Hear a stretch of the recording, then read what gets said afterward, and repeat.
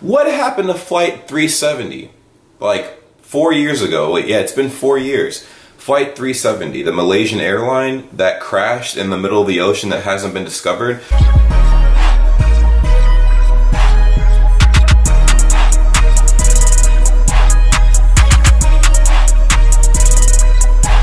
I'm back, and I'm gonna be reacting to some interesting shit, man, because honestly, I've heard that the ocean is a pretty, like, vast, super deep, like, place. Like, we haven't discovered, like, a fuck ton of the ocean and stuff like that. There's a lot of little sea creatures, there's a lot of animals and whatever in the sea that we have not discovered yet in the ocean, my bad. So, as far as how deep the ocean is, I'm not even sure. So I stumbled across this video, right? Kind of just cruising through YouTube, and basically it's called "The Ocean is Way Deeper Than You Think."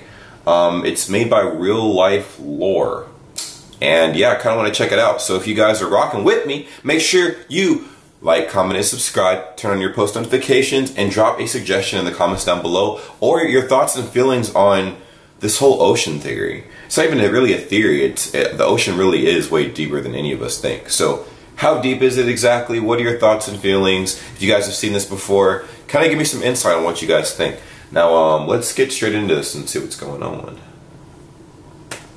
It's really, really deep. Deeper, in fact, than most of us realize. If you were to shave off all of the land from the tops of every continent and island in the world and fill up the ocean's deepest points with that land, then the entire Earth would be covered in an ocean 2 miles deep. What the fuck? That's crazy.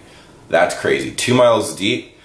Just to give you some reference, I think the Sears Tower is like almost a mile. I think, or at least like close to, yeah, I think it's almost a mile or a little bit over it tall. Like 2 miles deep, yo? That's ridiculous.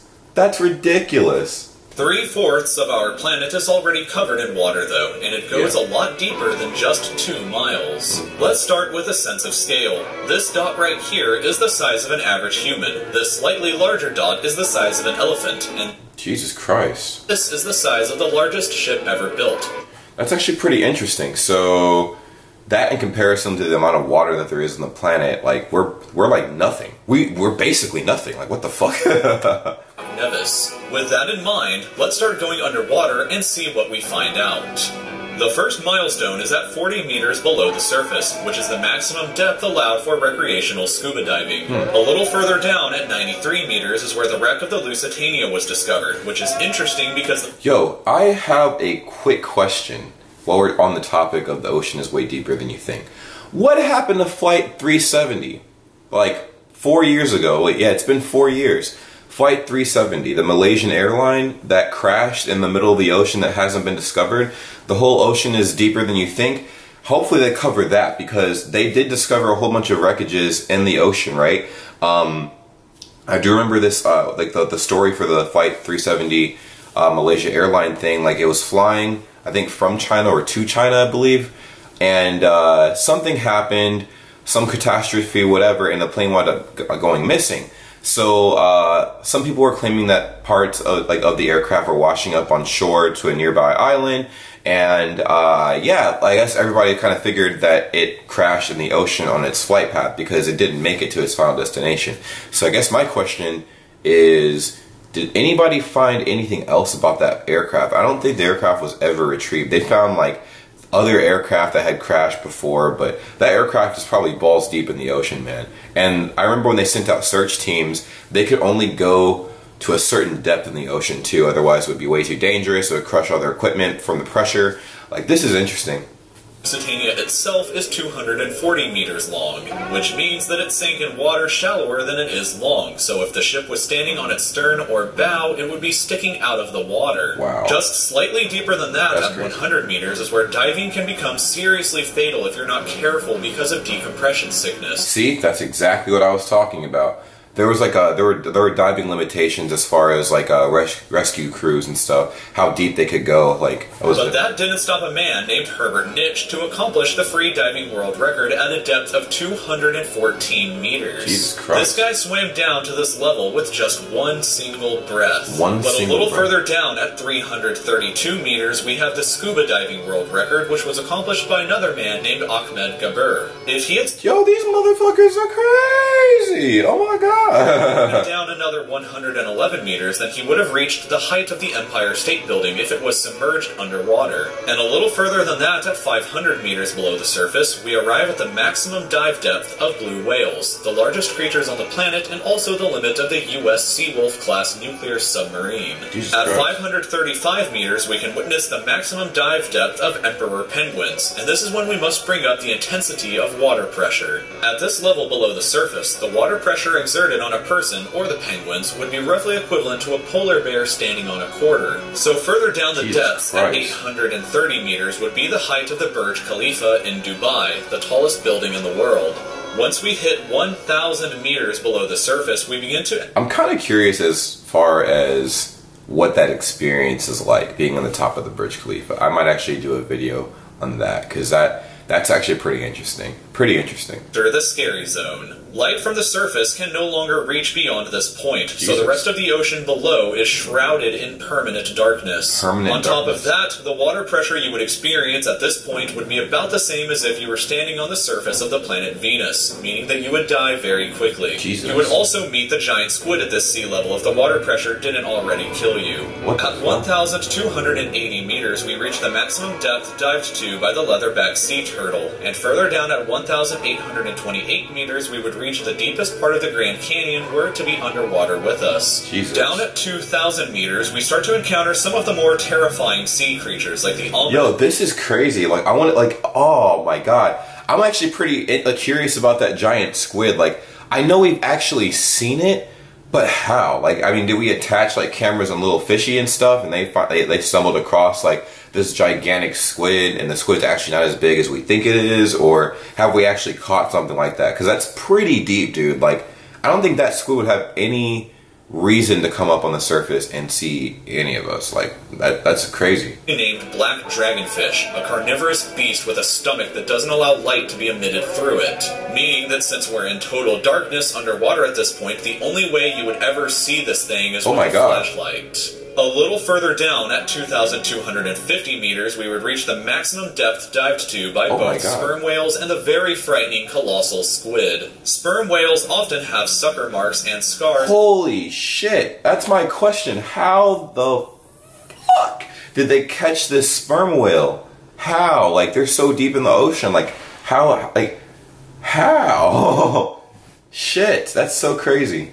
On their bodies from battles with the colossal squid that likely take place at these incredible depths. The squids themselves can grow to be 14 meters long and weigh up to 750 kilograms with eyes the size of a dinner plate and razor-sharp sickles in the middle of their tentacles. So yeah, good luck with that down there. Way further down at 3,800 meters we can find the wreck of the RMS Titanic. And a bit past that, at 4,000 meters, we start to enter the abyssal zone of the ocean. Water pressure is at an astonishing 11,000 pounds per square inch down here, and there are numerous strange, almost alien-like creatures that inhabit these depths, such as the fangtooth, anglerfish, and viperfish. Down at 4,267 meters is the average depth of the ocean where you would normally expect to hit the floor, but there are parts of the ocean that go significantly deeper than even this. At 4,791 meters rests the wreckage of the battleship Bismarck sunk during World... Yo, that's what I'm saying. Like, this is crazy. That means there is so much more. Like, imagine all of the undiscovered wreckages. For instance, Flight 370, that are underneath the ocean right now that are waiting to be discovered. Like, that's insane. This is like a big shot glass of information, man, that we're getting. And way down at 6,000 meters is the beginning of the Hadal zone, named after the underworld Hades itself. The water pressure down at these depths can become 1,100 times what you would experience way back on top at the surface, which is roughly equal to an elephant balancing on a postage stamp or a single person carrying the weight of 50 Boeing 747 jumbo jets. Down at these depths, you would be crushed immediately without any outside protection, but life still exists down here in various strange forms. At 6,500 meters, we reach the maximum depth that the DSV Alvin can dive to, a popular research submarine that helped to discover the Titanic. Way further down at 8,848 meters below the surface, and we have arrived at the height of Mount Everest, where to be upside down and placed underwater. And then, way further past even that, at 10,898 meters, we arrive at the depth reached by James Cameron in 2012 during the Deep Sea Challenger mission. The deepest point of the ocean yet... James Cameron was involved in that? I thought he was just a movie director. By humans was back in 1960, though, when two men named Don Walsh and Jacques Piccard reached a depth of 10,916 meters using their Trieste submarine. It took them 5 hours to descend through the ocean to this depth, and they only stayed for 20 minutes before a window cracked and they began to resurface. Holy shit. Just a bit further down from there, at 10,972 meters, and we reached the average flight altitude of a commercial airliner. So if you've ever looked out of a window while on a flight and looked down to the ground, that's a very good sense of how incredibly deep down into the abyss that we are currently at. Jesus. Finally, when we hit 10,994 meters, we have hit the bottom of the known ocean, called the Challenger Deep, right here on this map, just about 300 kilometers southwest of Guam Island. However, it is believed that there are almost certainly even deeper parts of the ocean than this that just haven't been discovered yet. It wasn't until 1997, after all, that the Sirena Deep was discovered with a depth of 10,732 meters, making it the second deepest known point in the ocean.